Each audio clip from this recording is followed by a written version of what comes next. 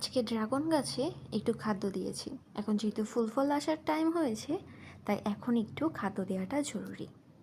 দিয়েছি এখানে পরিমাণ মতো পটাশ, অ্যাপসম সল্ট এবং ফসফরাস।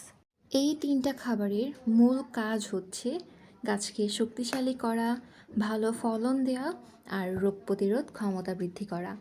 পটাশের কারণে গাছের রোগ প্রতিরোধ ক্ষমতা বাড়বে, ফল ও ফুল উৎপাদনে সাহায্য করবে। আর অ্যাপসম সল্ট মূলত ম্যাগনেসিয়াম সালফেট, যা গাছের পাতা সবুজ রাখে, ফুল ফল গঠন ভালো করে আর গাছের ক্লোরিনেশন মানে গাছের পাতা হলুদ হয়ে যাওয়া থেকে রক্ষা করে। আর ফসফরাস গাছের শিকড় গজাতে সাহায্য করে। আজকে এই খাদ্যগুলো দেওয়ার পরে মাটি খুব ভালোভাবে মিক্সড করে দিয়েছি, আপনারা দেখেছেনই, যাতে মাটির বায়োবায়নটা খুব সুন্দর মতো হয়। প্রথম গাছটির মতো আমাদের প্রত্যেকটি ড্রাগন গাছে সেমভাবে খাদ্য দিয়েছি।